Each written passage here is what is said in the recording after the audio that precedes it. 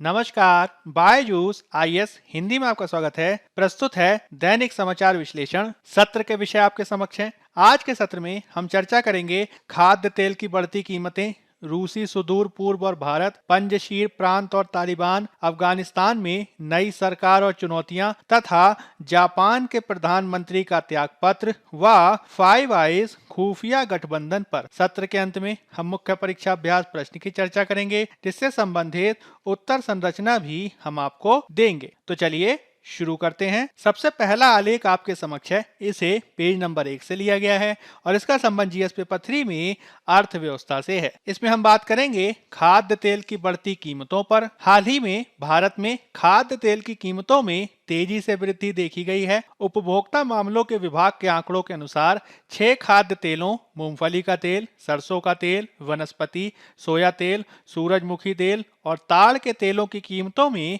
पिछले एक साल में अखिल भारतीय स्तर पर 20 से 56% तक की बढ़ोतरी देखी गई है। यदि हम इसके कुछ कारणों के बारे में बात करने का प्रयास करें तो सबसे पहले हमें ये समझना होगा कि भारत में हाल के वर्षों में आय के बढ़ने के साथ ही खान पान की आदतों में भी बदलाव देखा गया है, जिसके परिणाम स्वरूप भारत में खाद्य तेलों की खपत में काफी वृद्धि देखी गई है। इसमें हम ग्रामीण और शहरी बदलावों को भी देख सकते हैं, जिसके तहत सरसों के तेल की खपत ग्रामीण इलाकों में देखी जाती है।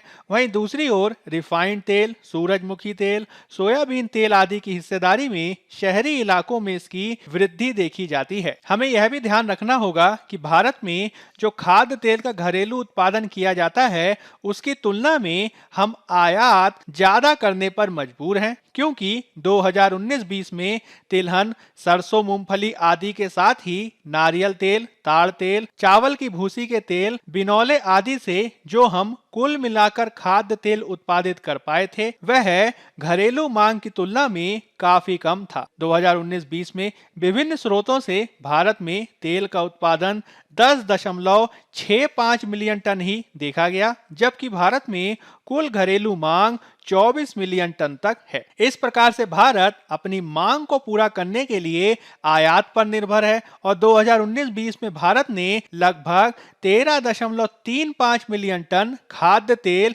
जो मांग का लगभग 56% था, उसका आयात किया था। यानी भारत अपनी कुल मांग को पूरा किए जाने के संदर्भ में आयात पर निर्भर है और इसी के चलते हम खाद्य तेलों की बढ़ती कीमतों के कुछ कारणों को समझ सकते हैं।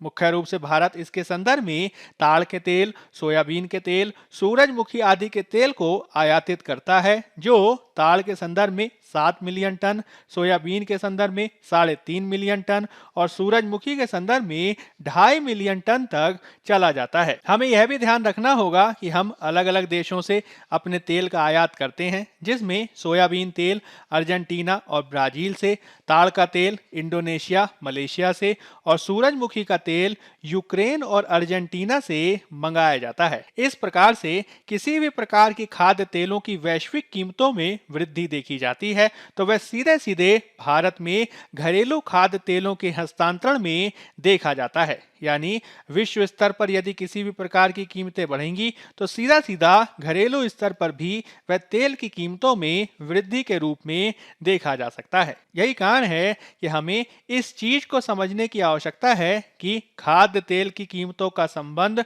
अंतर्राष्ट्रीय कीमतों से है और हाल के समय में ये अंतर्राष्ट्रीय कीमतें विविध कारणों के चलते बढ़ती देखी गई हैं। हाल के वर्षों में हम ईंधन के संदर्भ में एक नवीन प्रवृत्ति देख रहे हैं, जिसके तहत देशों के द्वारा बायोडीजल आदि को बनाए जाने के संदर्भ में विविध प्रकार की खाद्य वस्तुओं का प्रयोग किया जा रहा है। मुख्य रूप से अमेरिका, ब्राजील आदि देशों में सोयाबीन के तेल से जैव ईंधन बनाने की मांग बढ़ी है और इसी के चलते इन देशों में खाद्य तेलों की मांग बढ़ गई है, जो वैश्विक स्तर पर कीमतों को बढ़ा रहा है। इसमें चीन की भी महत्वपूर्ण भूमिका है, क्योंकि चीन द्वारा सोयाबीन का प्रयोग किया जाता है तेल निकालने के साथ साथ पशु चारा तैयार करने के लिए भी। इसी के चलते सोयाबीन की आक्रामक चीनी खरीदारी से भी बाजार में इसका स्टॉक कम हो गया है, जो अंतर्राष्ट्रीय स्तर पर तेल के दामों को बढ़ा देता है। हमें यह भी ध्यान रखना होगा कि ताड़ के सेल के संदर्भ में वर्तमान में कई सारी पर्यावरणीय चिंताएं आदि जाहिर की गई हैं और इसको लेकर मलेशिया मलेशिया इंडोनेशिया में बहुत सारे मुद्दे भी चल रहे हैं। जैसे कि मलेशिया में श्रमिक मुद्दे इसमें काफी महत्वपूर्ण हैं, क्योंकि मलेशिया का ताड़ के तेल का पूरा उद्योग प्रवासी विदेशी श्रमिकों पर निर्भर है। किंतु कोरोना महामारी के चलते सीमाएं जब बंद हो गईं, तो ताड़ के तेल के क्षेत्र में श्रम की भारी कमी महसूस की गई, जिससे मलेशिया में श्रमिकों की कमी आदि के चलते उत्पादन गिर गया है।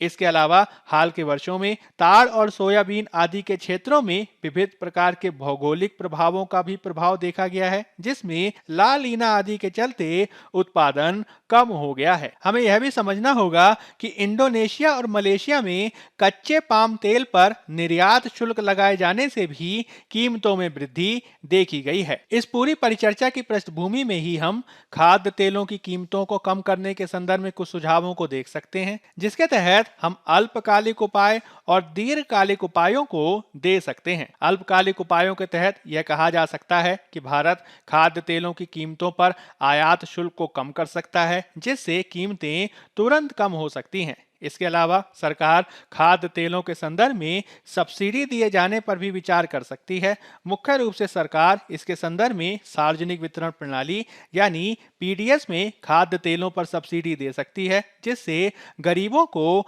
कम कीमतों पर खाद्य तेल उपलब्ध कराया जा सकता है। हमें इसके संदर्भ में कुछ दीर्घकालिक उपायों पर भी बल देना होगा, जिसके तहत कोशिश ये करनी होगी कि भारत को खाद्य तेलों के आयात पर अपनी निर्भरता को कम करने के लिए कार्य करना है। साथ ही साथ भारत में वर्तमान में यह देखा जाता है कि गेहूं और धान की फसलों को किसानों के द्वारा ज्यादा वरीयता दी जाती है।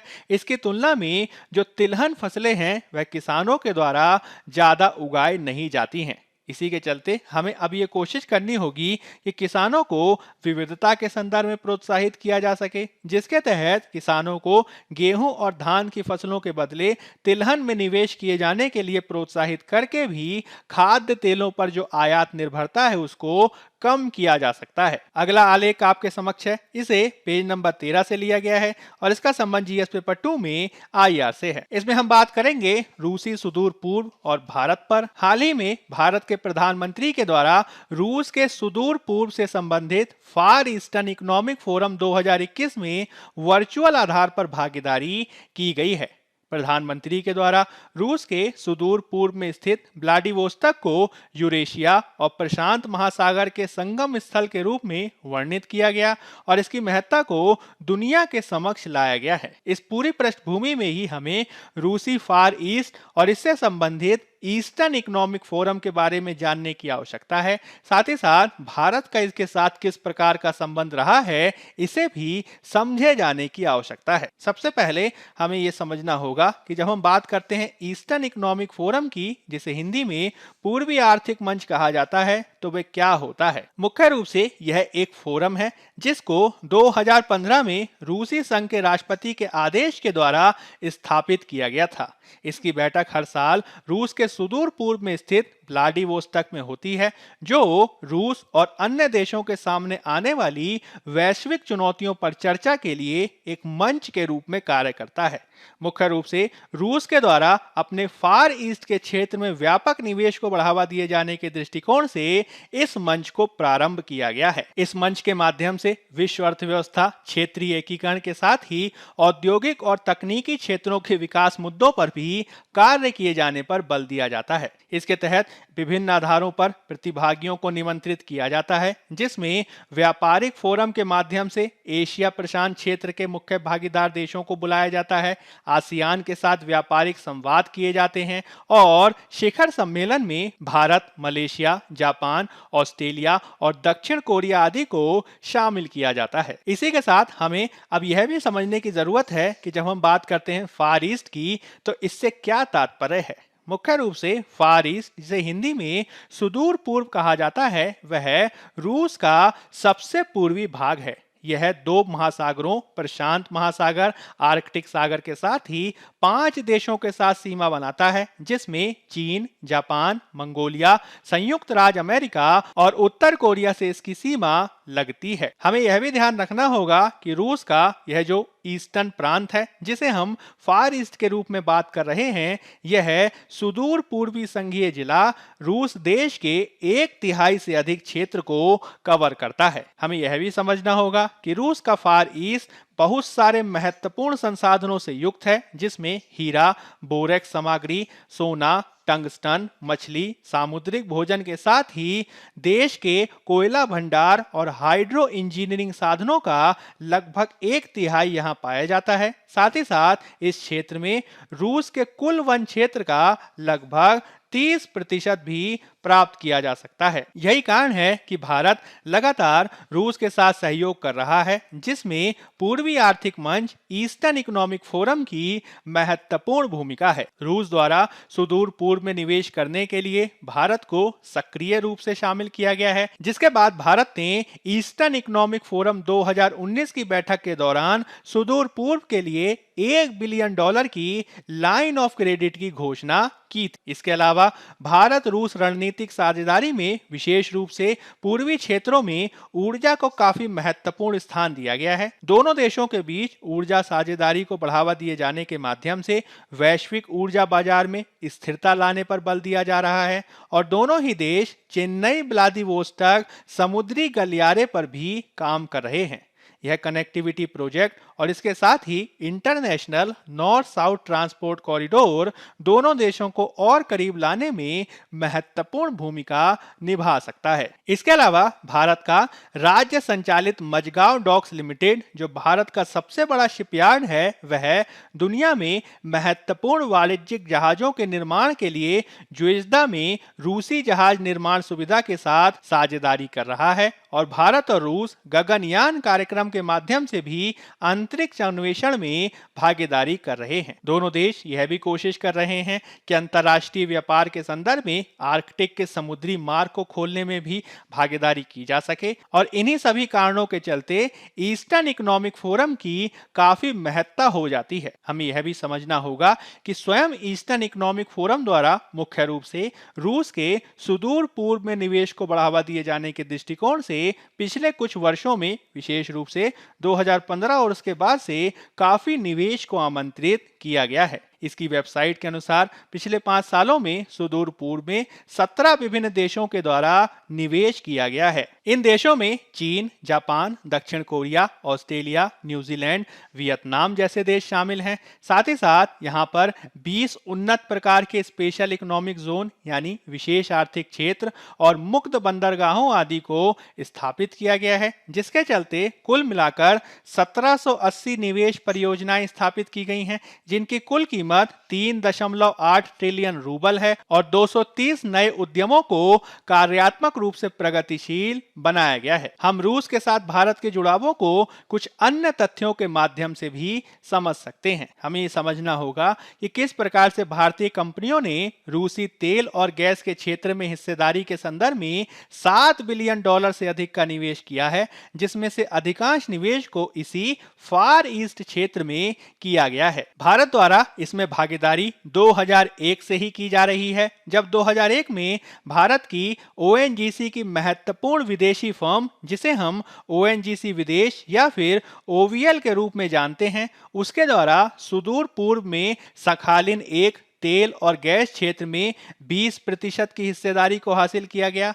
आगे चलकर ओवीएल ने इंपीरियल एनर्जी को खरीदा, जिसके द्वारा साइबेरिया में अनेक क्षेत्रों की स्थापना की गई है और उसका पूर्वी साइबेरिया में मुख्य रूप से वैनकोर ऑयल फील्ड में भी हिस्सेदारी है। इसके अलावा आईओसी यानी इंडियन ऑयल कॉरपोरेशन द्वारा भी अपने सहयोगियों के माध्यम से पूर्वी साइबेरिया क्षेत्र में एक अलग क्षेत्र में लगभग 30% की हिस्सेदारी की गई है, जिसे हम तास यूयार्क तेल क्षेत्र के रूप में जानते हैं। हमें यह भी ध्यान रखना होगा कि रूसी तेल कंपनियों के द्वारा भी भारत में निवेश किया गया है, जिसके तहत 2017 में रूसी कंपनी रॉसनेफ्ट ने एस्सार ऑयल को खरीद लिया, जो गुजरात में वाडिनार तेल रिफाइनरी और 5500 पेट्रोल पंपों को संचालित करता है और इसमें रोसनेत के द्वारा लगभग 13 बिलियन अमेरिकी डॉलर का निवेश किया गया था। हम इस तथ्य को भली भांति जानते हैं कि किस प्रकार से भारत और रूस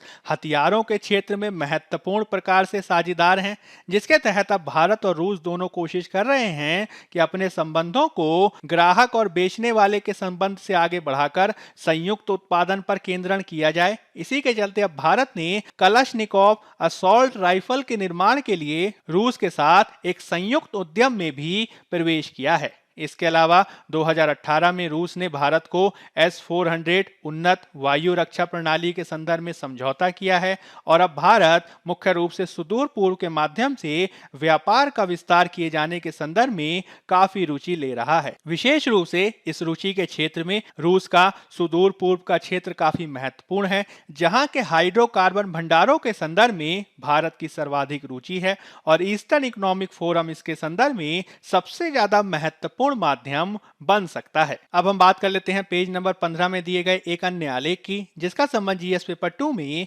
आईआर से है। इसमें हम बात करेंगे पंजशीर प्रांत और तालिबान पर। तालिबान के द्वारा 15 अगस्त को पूरे अफगानिस्तान पर कब्जा कर लिया गया, किंतु उसके द्वारा अफगानिस्तान के पंजशीर प्रांत में अभी तक कब्जा नहीं किया गया है और उसे पंजशीर प्रांत से कड़े प्रतिरोध का सामना करना पड़ रहा है। यदि हम इस प्रांत के इतिहास के बारे में बात करने का प्रयास करें तो 1996 में जब तालिबान के द्वारा काबुल पर कब्जा कर लिया गया था, तो उस समय के राष्ट्रपति बुरहानुद्दीन रब्बानी और रक्षा मंत्री अहमद शाह मसूद अपने सहयोगियों के साथ उत्तरी अफगानिस्तान में पीछे हट गए थे।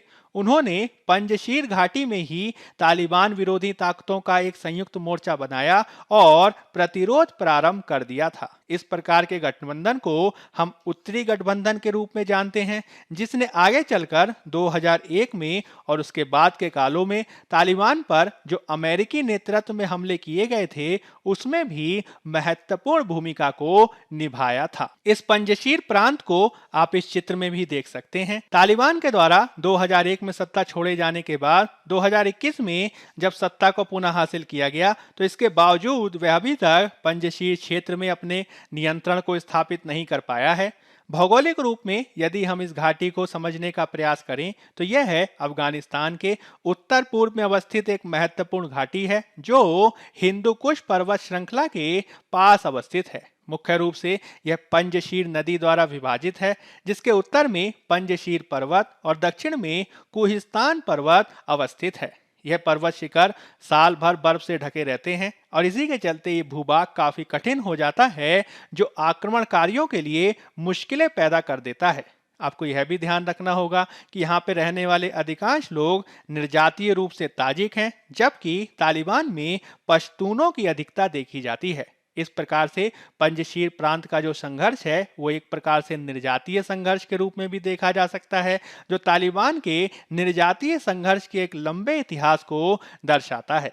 हमें यह भी ध्यान रखना होगा कि 1996 से लेकर 2001 के काल में जब तालिबान का शासन देखा जा रहा था, तब भी पंजशीर प्रांत में लगातार प्रतिरोध किया गया था, जिसको आगे चलकर भारत, ईरान और रूस द्वारा भी समर्थन दिया गया था, जिसके चलते इस घाटी से तालिबान को दूर रखने में अब तक सफलता मिल पाई है। अब ये देखने वाली बात होगी कि तालिबान भविष्य में इस पर कब्जा कर पाता है अथवा नहीं। हालांकि वर्तमान में संघर्ष अभी भी जारी है। अब हम बात कर लेते हैं पेज नंबर 1 में दिए गए एक अन्य आलेख पर, जिसका संबंध जीएस पेपर 2 में आईआर से है। इसमें हम बात करेंगे अफगानिस्तान में नई सरकार और चुनौतियों पर। अफगानिस्तान में तालिबान के नेतृत्व में नई सरकार के गठन की प्रक्रिया प्रारंभ हो गई है, जिसमें तालिबान के सह संस्थापक मुल्ला बारादर के द्वारा सरकार का नेतृत्व किया जाना संभावित है। वर्तमान में मुल्ला बारादर तालिबान के राजनीतिक कार्यालय के प्रमुख के रूप में कार्य कर रहे हैं। इसके अलावा सरकार में मुल्ला बारादर के अलावा मुल्ला मोहम्मद याकूब, शेख मोहम्मद अब्बास स्थानक जई के द्वारा भी महत्वपूर्ण भूमिका निभाई जा सकती है। किंतु हमें यह समझना होगा कि सरकार के समक्ष अनेक ऐसी चुनौतियां हैं जिसके निवारण के लिए कार्य किए किए जाने की आवश्यकता है। इस पूरी परिचर्चा में अफगानिस्तान में कौन से ज्वलंत मुद्दे हैं, इसको समझे जाने की आवश्यकता है। सबसे पहले तो हमें ये समझना होगा कि तालिबान अभी भी लैंगिक समानता को हासिल किए जाने के संदर्भ में प्रयासों को कर रहा है, और विशेष रूप से तालिबान के शासन में तो इसकी प्राप्ति की आशा नहीं की जा सकती है, क्योंकि तालिबान द्वारा सत्ता में आने के तुरंत बाद ही अफगानिस्तान के हेरात प्रांत में सह शिक्षा पर प्रतिबंध लगा दिया गया, और इसके चलते लैंगिक समानता को लेकर चुनौतियां खड़ी हो गई हैं। इसके अलावा अफगानिस्तान में भूख भी एक बहुत बड़ा मुद्दा है, क्योंकि विश्व खाद्य कार्यक्रम में चेतावनी दी है कि देश में लगभग 14 मिलियन लोग गंभीर भूख का सामना कर रहे हैं। इसके अलावा कानून व्यवस्था भी एक बड़ी चुनौती हो सकती है, क्योंकि तालिबान ने घोषणा की है कि अब राज्य में लोकतंत्र नहीं चलेगा, अपितु शरिया कानून लागू होगा, जो अपने मध्ययुगीन प्रथाओं के चलते काफी लोकप्रिय नहीं देखा जा सकता है। तालिबान पर समय समय पर मानवाधिकार उल्लंघनों के भी आरोप लगते रहते हैं। विशेष रूप से पश्तूनों से अलग जातियों के प्रति किए जाने वाले उसके व्यवहार को लेकर उसकी आलोचना की जाती रही है, और इस बात की भी आलोचना की जाती रही है कि तालिबान के लड़ाकों द्वारा व्यापक मानवाधिकार उल्लंघन किया जा सकता है। इससे एक प्रकार के दमनकारी शासन की स्थापना हो सकती है, जो बड़े पैमाने पर निकासी को बढ़ावा दे सकता है। वर्तमान में भी यह देखा जा रहा है कि किस प्रकार से तालिबान के अधिग्रहण के बाद बड़े पैमाने पर निकासी देखी गई है, जिससे मानवीय संकट पैदा हो गया है। हालांकि अफगानिस्तान पर कब्जा किए जाने के बावजूद, सरकार का निर्माण किए जाने के बावजूद तालिबान के समक्ष कुछ ऐसी चुनौतियां हैं जिस पर उसे ध्यान देना होगा। सबसे पहले तो यह ध्यान दिए जाने की जरूरत है कि तालिबान शासन को घरेलू और अंतर्राष्ट्रीय स्तर पर स्वीकृति प्रदान की जा सके। वह लोगों को प्रभावी शासन और सार्वजनिक सेवाओं में खर्च को बढ़ाने के लिए कार्य कर सके। मुख्य रूप से उसे अपने लड़ाकों को नियंत्रित किए जाने की आवश्यकता है, जिन पर भ्रष्टाचार और सत्ता दुरुपयोग के आरोप लगते रहते हैं। अफगानिस्तान में जिस प्रकार से निर्जातीय संघर्ष देखा जा रहा है, वह आगे चलकर इसे गृह युद्ध के रूप में तब्दील कर सकता है, जो सबसे गरीब देशों में से एक अफगानिस्तान को कई साल और पीछे धकेल सकता है। हमें यह भी समझना होगा कि वर्तमान में अफगानिस्तान मुख्य रूप से अपनी सकल आय का 20% विदेशी सहायता के रूप में प्रदान करता है, किंतु यदि अंतर्राष्ट्रीय स्तर पर तालिबान की सरकार को मान्यता नहीं मिली तो अफगानिस्तान के IMF और दूसरे अंतर्राष्ट्रीय संगठनों में जो पैसे सुरक्षित हैं वह तालिबान सरकार को प्राप्त नहीं होंगे, जिससे अफगानिस्तान के लिए समस्याएं और गंभीर हो सकती हैं। अब हम बात कर लेते हैं पेज नंबर 15 में दिए गए एक अन्य आलेख की, जिसका संबंध GS पेपर 2 में IR से है। इसमें हम बात करेंगे जापान के प्रधानमंत्री के त्यागपत्र और फाइव आइज खुफिया गठबंधन पर। जापान के प्रधानमंत्री योशिहिदे सुगा के द्वारा त्यागपत्र दे दिया गया है। उनके द्वारा पूर्ववर्ती प्रधानमंत्री शिंजो एबे के बाद नेतृत्व धारण किया गया था, किंतु उन्होंने मात्र 1 साल ही प्रधानमंत्री का पद धारण किया है। इन 1 सालों में उनके शासन की आलोचना कोरोना वायरस के प्रति जापान की अप्रभावी अनुक्रिया के संदर्भ में की जा रही थी। साथ ही साथ योशिहिदा सुगा के काल में ही टोक्यो में ओलंपिक्स कराए गए, किंतु कोरोना के काल में कराए गए इस ओलंपिक की भी व्यापक आलोचना की जा रही थी। इन्हीं आलोचनाओं के चलते अब उनके द्वारा इस्तीफा दे दिया गया है। हमें यह भी ध्यान रखना होगा कि योशिहिदे सुगा के काल में जापान के द्वारा फाइव आइज खुफिया गठबंधन का औपचारिक सदस्य बनने की बात की जा रही थी। इसके माध्यम से मुख्य रूप से दक्षिणी चीन सागर आदि क्षेत्रों में चीन की आक्रामकता का सामना किए जाने की तैयारी की बात की जा रही थी, किंतु अब इसके संदर्भ में जो फैसला लिया जाएगा वह नवीन प्रधानमंत्री द्वारा ही लिया जा सकता है। इसी पृष्ठभूमि में हमें ये समझने की आवश्यकता है कि जब हम बात करते हैं फाइव आइज की तो ये क्या होता है। मुख्य रूप से the five eyes Australia, Canada, New Zealand, United kingdom और संयुक्त राज्य अमेरिका की खुफिया एजेंसियों का एक गठबंधन है, जो दुनिया के सभी जासूसी गठबंधनों में सबसे प्रसिद्ध माना जाता है। मूल रूप से जो इसकी उत्पत्ति है वह द्वितीय विश्व युद्ध के बाद देखी जा सकती है, जब मित्र राष्ट्रों के द्वारा अटलांटिक चार्टर के बाद से एक नए विश्व व्यवस्था को स्थापित करने के लिए लक्ष्य निर्धारित किए गए थे। बाद में जब शीत युद्ध की शुरुआत हुई तो सोवियत संघ और वार्सा संधि के सदस्यों के संचार को रोकने और उन पर निगरानी करने के लिए फाइव आइज के द्वारा एक निगरानी प्रणाली का प्रारंभ किया गया, जिसको एक विशिष्ट कोड नाम दिया गया था, जिसे हम एक्लोन के नाम से जानते हैं। हालांकि 1990 के दशक तक पूरी दुनिया के लोगों को इसके बारे में मालूम नहीं था। 1990 के दशक की शुरुआत में जब शीत युद्ध का अंत हुआ, तभी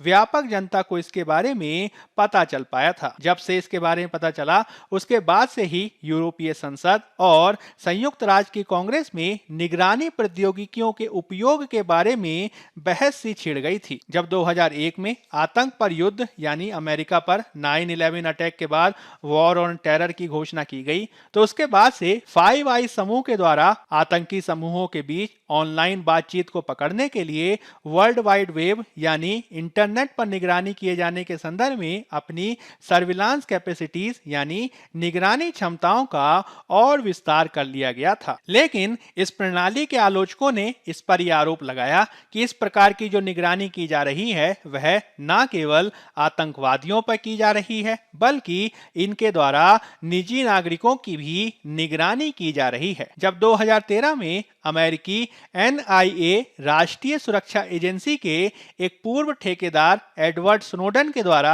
सार्वजनिक डोमेन में क्लासिफाइड दस्तावेजों को लीक कर दिया गया और इन दस्तावेजों के माध्यम से पता चला कि फाइव आइज खुफिया गठबंधन के द्वारा अपने अपने देशों के निजी नागरिकों की जासूसी की जा रही है और उन पर जानकारी इकट्ठा की जा रही है। इसी के चलते फाइव आइज समूह विशेष रूप से सर्विलांस टेक्नोलॉजी को लेकर लगातार चर्चा में बना हुआ है। यदि हम भारत और फाइव आइज खुफिया गठबंधन के बीच संबंधों की बात करें, तो जून 2020 में इसके संदर्भ में एक वर्चुअल बैठक आयोजित की गई थी, जिसके तहत फाइव आइज के सदस्य देशों के द्वारा कोविड-19 और आक्रामक चीन के बारे में भारत से चिंताओं को साझा किया गया था। इस पृष्ठभूमि में ही भारत, दक्षिण कोरिया और जापान जैसे देशों को फाइव आइज समूह के अतिरिक्त सदस्यों के रूप में शामिल किए जाने की बात की गई थी, क्योंकि भारत, जापान और दक्षिण कोरिया हाल के भू राजनीतिक घटनाक्रमों में काफी महत्वपूर्ण हो गए हैं। विशेष रूप से इंडो पैसिफिक क्षेत्र को लेकर जिस प्रकार से अमेरिका की संवेदनशीलता बढ़ी है, इसी क्षेत्र में दक्षिणी चीन सागर में चीन की गतिविधियों और आक्रामकता में जिस प्रकार से वृद्धि हुई है और जापान और चीन के बीच जिस प्रकार से विवाद आदि देखे जा रहे हैं, उसी के मद्देनजर भारत, दक्षिण कोरिया और जापान जैसे देशों को फाइव आइज गठबंधन के स्वाभाविक टीम सदस्यों के रूप में देखा जा रहा है। हम यह भी देख रहे हैं कि किस प्रकार से भारत के संयुक्त राज्य अमेरिका के साथ रक्षा संबंध बढ़ रहे हैं। इसके तहत भारत ने अमेरिका के साथ बेका और लिमोआ जैसे समझौतों पर हस्ताक्षर किए हैं। तो ऐसा उम्मीद किया जा सकता है कि निकट भविष्य में भारत इस प्रकार के गठबंधन का भाग बन सकता है और सकारात्मक रूप में अगर भारत इस प्रकार के गठबंधन का भाग बनता है तो इससे भारत की स्वयं की निगरानी क्षमताओं में वृद्धि हो सकती है। अब हम बात कर लेते हैं मुख्य परीक्षा अभ्यास प्रश्न की। पहला प्रश्न है, भारत में खाद्य तेल महंगा क्यों हो रहा है? हालिया आंकड़ों की पृष्ठभूमि में चर्चा करें। 15 अंक 250 शब्द। दूसरा प्रश्न है, हाल ही में संपन्न हुई ईस्टर्न इकोनॉमिक फोरम 2021 की बैठक की पृष्ठभूमि में रूसी सुदूर पूर्व पर प्रकाश डालते हुए भारत के हितों की व्याख्या करें। 15 अंक 250 शब्द। पहले उत्तर की संरचना की भूमिका में आप भारत में खाद्य तेल की स्थिति का सामान्य परिचय देंगे और फिर इसके मुख्य भाग में आप खाद्य तेल की आयात निर्भरता की व्याख्या करेंगे और खाद्य तेल महंगा होने के कुछ कारकों की व्याख्या करेंगे। फिर आप भारत द्वारा इसके संदर्भ में किए जाने वाले उपायों की व्याख्या करेंगे और इसी के अनुरूप आप उपयुक्त आंकड़ों को भी प्रस्तुत करेंगे। अंत में आप एक उपयुक्त सकारात्मक निष्कर्ष देंगे और इस रूप में आपका उत्तर पूर्ण होगा। दूसरे उत्तर की संरचना की भूमिका में आप ईस्टर्न इकोनॉमिक फोरम का सामान्य परिचय देंगे और इसके मुख्य भाग में आप रूसी सुदूर पूर्व को स्पष्ट करेंगे, भारत के रूस के साथ संबंधों को स्पष्ट करेंगे, जिसमें मुख्य रूप से आप रूसी सुदूर पूर्व के महत्व को व्याख्यायित करते हुए सहयोग की व्याख्या करेंगे। फिर आप इसमें कुछ उपयुक्त उदाहरणों को भी देंगे और अंत में एक उपयुक्त सकारात्मक निष्कर्ष प्रस्तुत करते हुए अपने उत्तर को पूर्ण करेंगे। बायजूस IAS हिंदी के आज के अंक में फिलहाल इतना ही। धन्यवाद।